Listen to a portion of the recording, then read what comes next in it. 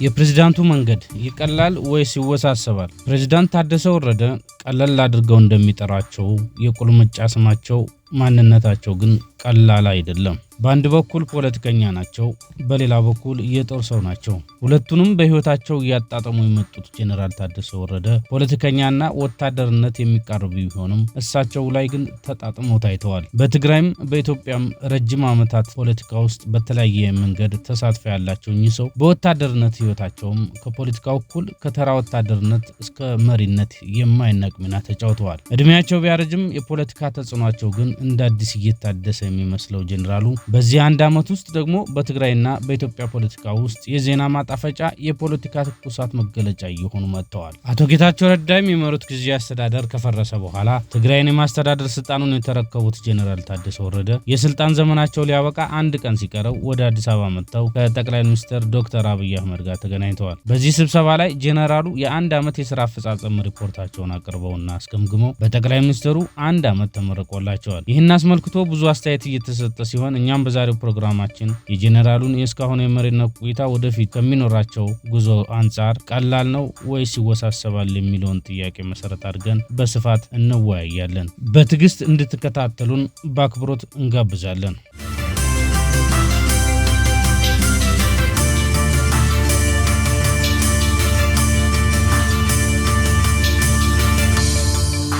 የወዲ ወረደ የስልጣን መራዘም የትግራይን ፖለቲካ ለሁለት ከፍሎ እያነታረከ ቢመጣም በጉዳዩ ላይ ጎልቶ በመውጣት እንደ ህወሓቶቹ ትኩረት የሳበ የለም። ህወሓት የትኛው ነው ለማለት በሚያጠያይቅ መልኩ የተከፋፈለው ድርጅቱ በተለይ ጦርነት ናፋቂ ነው፣ ከሻዕቢያ ጋር ጥምረት ፈጥሯል በሚባለው የህወሓት ክፋይ ዘንድ ወዲ ወረደ ብዙም የሚወደዱ አይመስልም። ይህ ጎራ መረጃ እየሰጣቸው በሚያራግቡለት አክቲቪስቶችና የሚዲያ ሰዎች ወዲ ወረደ ከአዲስ አበባ ባይመለስ ይሻለዋል እያሉ ሲያንጫጩ ነው የከረሙት። በእርግጥ ወዲ ወረደ በሻዕቢያ በሚዘወረው ህወሓት ክፋይ ብዙም የተወደደው ሰው አይደሉም። ይህ ቡድን ገመገመ እንደተባለው ወዲ ወረደ ጠላት ነው ተብሎ ተፈርጇል ነው የሚባለው።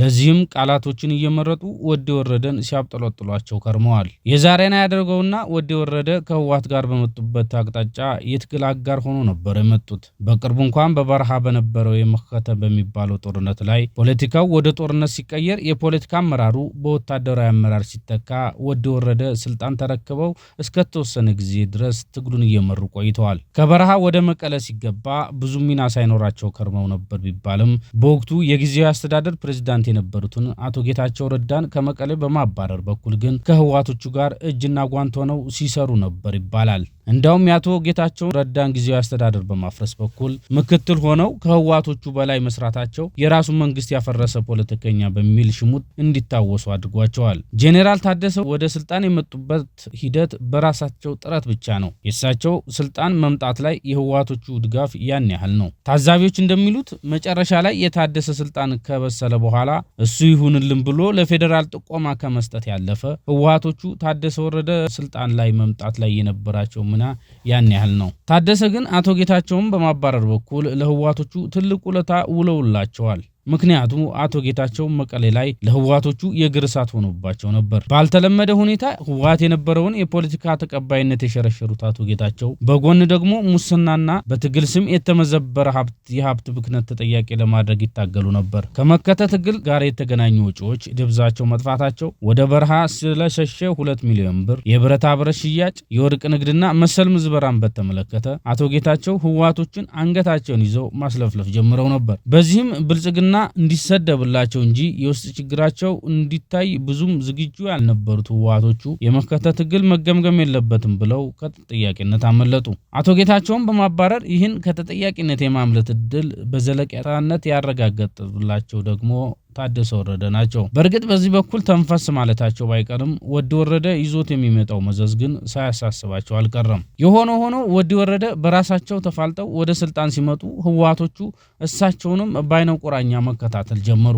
በዚህ ጉዳይ ሐሳቡን የሰጡን አንድ ሰው እንደሚሉት ወዲ ወረደ ገና ወንበር ላይ ከመቀመጣቸው ውስጡን መቃወም ጀምረው ነበር። የዚህ ወቅት አንዱን ካድሬ ለምን ብዬ ስጠይቀው ሰጠኝ ያሉትን ምላሽ እንዳስገረማቸው ሐሳብ ሰጫችን ይናገራሉ። እኛ ሐሳብ ሰጪ እንደተረዱት ለካድሬው የተነገረው ወድ ወረደን መምረጥ ማለት ከትልቁ ሰይጣን ትንሹን እንደማማረጥ ነው እንጂ ህወሓት ላይ ክፋት በማሰብ አቶ ታደሰም ከጌታቸው የሚለዩ እንዳልሆነ ነው ውስጡን ካድሬው የተነገረው። እናም ገና ስልጣን ከመያዛቸው ጫጫታው ከህወሓት በኩል መሰማት ሲጀምር አቶ ታደሰ ህወሓቶቹ ጋር ታማኝ ሆኖ ለመታየት መድረክ ላይ አብሮ ድፎ ከመቁረስ ጀምሮ አንዳንድ ወሳኝ ውሳኔዎች ላይ እስከ መሳተፍ ድረስ የማባበል ስራ ሲሰሩ ቆዩ። ሲችሉ እየተባበሩ ሳይችሉ ደግሞ እያታለሉ ህወሓቶችን ደህና አድርገው የያዙት ጄኔራሉ ስልጣናቸው እንዳይረጋ ደግሞ አንድ ስጋ ፊታቸው ላይ ተደቀነባቸው። እሱም ከፌደራል ሹመት ሲቀበሉ በአደባባይ 8 ስራዎችን ለመስራት ተስማምተው ነበር። እነዚህ ስራዎች ግን ከህወሓት ጋር የሚያጋጯቸው ሆነው ተገኙ። በአንድ በኩል ፌደራል መንግስቱ በቃል ኪዳን ደረጃ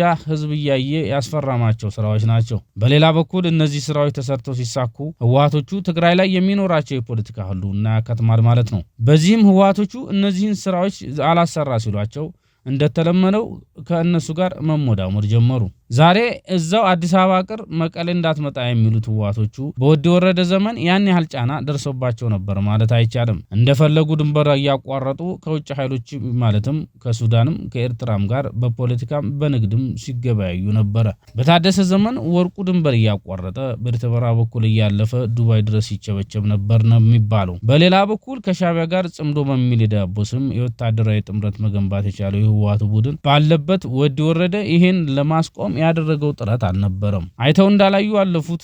ምክንያቱም ፍላጎት ቢኖርም ምንም ማድረግ አይችሉም። ከዚህ አንጻር ሲታይ ወድ ወረደ ለህወሓቶቹ እንደፈለጉት እንዲፈነጩ ሽፋን የሰጡ ያህል ነው የተወሰደው። ህወሓቶቹ የትግራይን ፖለቲካ ማንም እንዲካፈላቸው ስለማይፈልጉ ከፊሉን በራሳቸው ስልጣን ማንቀሳቀስ ስለሚፈልጉት ወድ ወረደ ፈተና ሆኖባቸው እንዲህ እያሉ በአደባባይ አንድ ላይ ሆነው በመታየት ውስጡን ተፋጠው ቆይተው ወድ ወረደ የስልጣን ዘመናቸውን ጨረሱ ሲባል ህወሓቶቹም አንድ ላይ በሚመስል መልኩ ውስጡን ሲሰሩት የነበረው የጦርነት ዝግጅት ጨረሱ። ለአመታት ማሰልጠኛ ከፍተው የወታደርና የሚሊሻ ስልጠና ሲያጧጡፉት ነበር የሚባልላቸው ህወሓታውያን ስንቅ ከሻዕቢያ መሳሪያ ከግብጽ በገፍ ያገኙ ነበር ተብሎ ይታማሉ። በዚህ ሂደት አቶ ታደሰ የስልጣን ዘመናቸውን ሲጨርሱ ህወሓቶቹም የጦር ዝግጅታቸውን የጨረሱ ሲመስላቸው አዲስ አበባ እያሉ መቀሌ እንዳትመለስ ብለው ማስፈራራት ጀመሩ። በዚህ ብቻ አላበቁም። ቀድሞ ከፕሪቶሪያ ስምምነት በፊት የነበረው መንግስት ይመለስ በሚል ጌታቸው ላይ እንዳደረጉት ሁሉ ከታች ጀምረው ጊዜያዊ አስተዳደሩን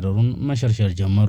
እዚህ ላይ ነው እንግዲህ የታደሰ ጉዳይ ተፈታ ሳይሆን ይብስ ተወሳሰበ ቢባል የሚሻለው። የታደሰ ጉዳይ እየተሳሰበ የሚመጣው ደግሞ በፌደራል በኩል ያለው ፍላጎት ህወሓቶቹ ጋር ካለው የረጅም ዓመታት ዝግጅት ጋር አንድ ላይ የማይሄድ ብቻ ሳይሆን የሚጋጭም ጭምር መሆኑ ነው። ከጠቅላይ ሚኒስትር ጽህፈት ቤት የወጣው መግለጫ የአገሪቱን ህገ መንግስት ጠቅሶ አዋጅና ደንብ አጣቅሶ ታደሰ ወረደ ስልጣኑን 1 ዓመት የተራዘመለት አካታች የሆነ መንግስት እንዲመሰረት ለማስቻል ነው ይላል። ማለት ብቻ ሳይሆን የውስጥ ግምገማውን ለውስጡ ትተን ወድ ወረደ የተሰጣቸው ግልጽ ዋናው አቅጣጫ በትግራይ አካታች መንግስት እንዲመሰርቱ ነው። ይሄ እንደ ፌደራል መንግስትም በብዙ የትግራይ ህዝብም የሚፈልግ ቢሆንም ህወሓቶች የሚፈልጉ ግን ሌላ ነው የሚባለው። ምን ከተባለ ጦርነት ነው። ከሻዕቢያ የሚያገኙ ድጋፍ አስተማማኝ የሆነላቸው የሚመስላቸው ህወሓቶቹ ሌላም ስሌት አላቸው ነው የሚባለው። ከሻዕቢያ በተጓዳኝ ግብጽን ይዘናል የሚሉት እነዚሁ የህወሓት ክፋዮች ሶማሌም የተባበሩት ሶማሌ አንድነትን ለመገንባት ካላት ፍላጎት አንጻር ኢትዮጵያ እንድትዳከም ትፈልጋለች። ስለዚህ ሶማሌም ከኛ ጋር ነች።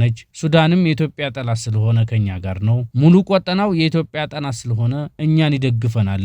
ስለዚህ እንገጥመዋለን ወደሚል ስሌት ሳይቀር ተሸጋግሯል ነው የሚባለው። በዚህ ኢትዮጵያ ተዳክማለችና እንውጋት አይነት አካሄድ ጦርነት ለመጀመር እየቋመጡ የሚገኙ ቢሆንም የትግራይ ህዝብ ግን አይደለም ጦርነት የተኩስ ልውውጥ ራሱ መስማት አይፈልግም። ወታደሩም ወጣቱም ሽማግሌውም ሁሉም ሙሉ በሙሉ በአንድ አቋም በሚመስል መልኩ ጦርነት አንፈልጉም ብሏቸዋል። በዚህ መልኩ የጦርነት መሰረት የደረቀባቸው ህወሓቶቹ ህዝቡን ለጦርነት ለማነሳሳት መብራት፣ ውሃና መሰል አገልግሎቶች እስከ ማቋረጥ መንገድ እስከ መዝጋት የሚደርስ እርምጃ ለመውሰድ ተዘጋጅተዋል ነው የሚባለው። ህዝቡ ለጦርነት ካልተነሳሳ አፋር የሚገኘው መስመር ማጥቃትም መዝጋትም ታስቦበታል። በዚህም መብራት፣ ውሃ ወዘተ መሰረታዊ አገልግሎቶች ሲቋረጡ መንገድ ተዘግቶ ወደ ትግራይ የሚገባው ምርት ሲቀንስ ህዝቡ መቸገር ይጀምራል።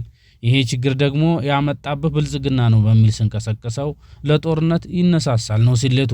በዚህ መካከል ነው ወዲ ወረደ ስልጣናቸውን ለሁለተኛ ጊዜ 1 ዓመት የተራዘመላቸው። እስካሁን ተቃርኖን የሚችሉት በማስታረቅ ያልቻሉትን ተቃርኖ በማለስለስ የመጡት ፕሬዝዳንቱ አሁንም ያልተፈቱ ብዙ ጉዳዮች ከፊታቸው ተደቅኖባቸዋል። መልካሙን እየተመኘንላቸው እኛ በዚሁ ተሰናበትናችሁ። ቸርን ሰንብቱ።